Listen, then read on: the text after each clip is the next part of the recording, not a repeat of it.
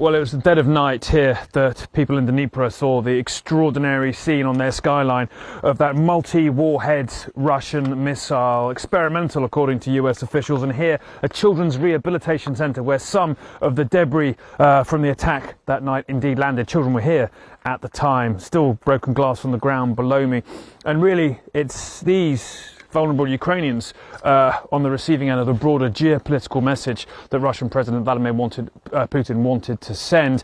The parts of the debris of that missile on display to news agencies in Kiev today, a select amount. Clearly Kiev trying to show the world exactly what technology was used against them, and there is of course going to be a lot of forensic attention as to exactly what those missile parts indeed show. Experts are currently analyzing the evidence and working with our partners to establish all the details and the specifications of this missile and to find a response together to this latest Russian escalation. There appears to be a consensus. This was a hypersonic missile and it was one with multiple warheads, non-nuclear indeed.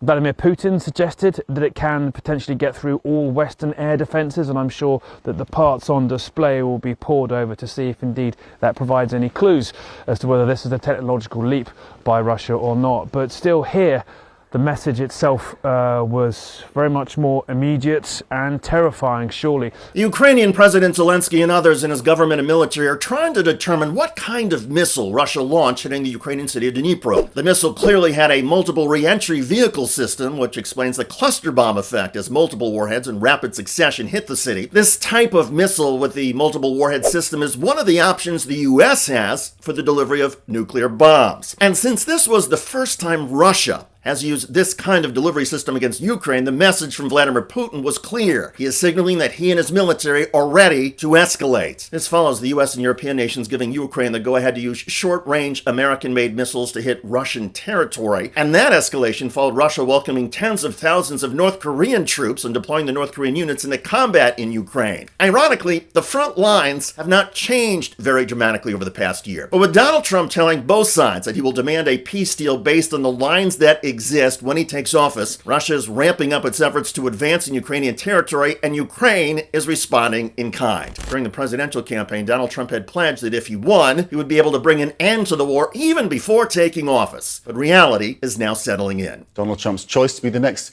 US National Security Advisor says the president-elect is concerned about recent developments between Russia and Ukraine. Congressman Mike Waltz told Fox News that Mr. Trump is focused on setting up negotiations to end the conflict. The president-elect has been very concerned about the escalation and where it's all going. President Trump has been very clear about the need to end this conflict.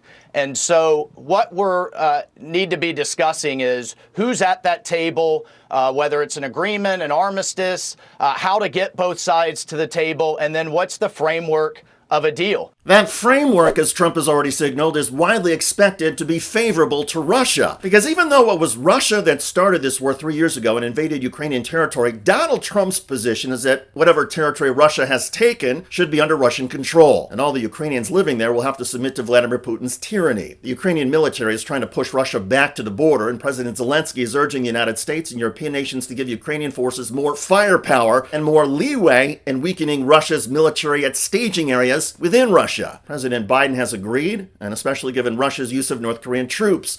So the conflict has been escalating. Most analysts believe that Vladimir Putin's talk about possibly using nuclear weapons is the same bluster that Putin has been pushing for years. However, there are fears that Donald Trump is so supportive of Russia that even if Putin did use nuclear weapons, the United States would not do anything more to help Ukraine or to respond to Russia. And keep in mind that Ukraine gave up its nuclear weapons program 30 years ago when the United States, during the Clinton administration, promised to safeguard Ukraine. All of the deals, obligations, promises made, and promises not kept to Ukraine will land on Donald Trump's desk in less than 2 months. In the meantime, there is a lot of analysis and discussion about the missiles being fired back and forth, the types the US and European recently gave to Ukraine, and of course, the Russian missile response. Just so you guys are perfectly clear on it, the intercontinental ballistic missiles have a much longer range, and so they are often used to carry nukes. And so the short-range missiles they've been firing back and forth can't carry nukes. And so, so that's why it was a bigger deal when they got the missiles, the ATACMS, that go 190 miles. In this case, these intercontinental ballistic missiles went 600 miles to hit Ukraine.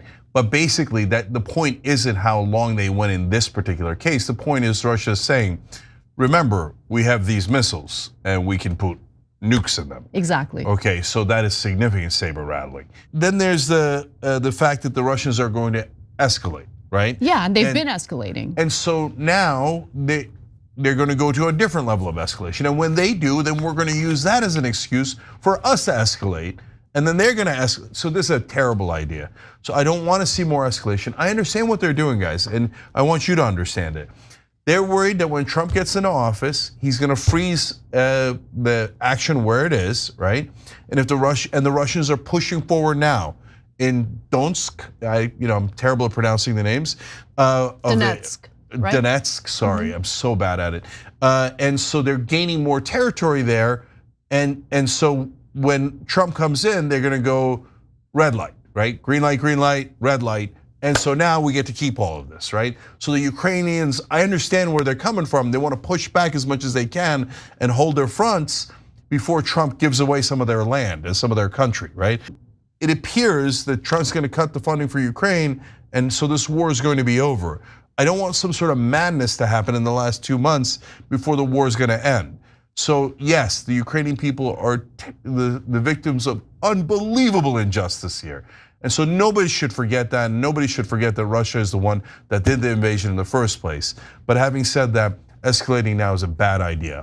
I would have said no. And as Jen pointed out, escalating now is dangerous. But let's be clear, much of this is Donald Trump's fault. Trump could have said months ago, I'm going to demand a peace deal based on the lines as they existed August the 1st, period. I will not embrace advances on either side that have been made since then. That would have taken away the incentive for Russia and Ukraine to throw everything they have at each other between November and January the 20th. Also, by Trump making it clear that the United States will cut off funding for Ukraine once Donald Trump takes office, Donald Trump has thrown away potential leverage over Russia. If Russia was worried that Trump might continue helping Ukraine or might increase the help, that might encourage Russia to come to the peace table. Instead, Russia feels no obligation to do anything except continue bombing the hell out of Ukraine and intensifying the combat operations to gain more Ukrainian territory. That is the impact Donald Trump's pledges and presidential election victory are already having on the Russia-Ukraine war. The conflict is getting worse, not better. Now, I get that a majority of Americans may not care and may be happy with Donald Trump's isolationist policies that leave countries like Ukraine fending for themselves. But when a democracy is overrun and is carved up the way Ukraine is going to get carved up, all democracies are vulnerable.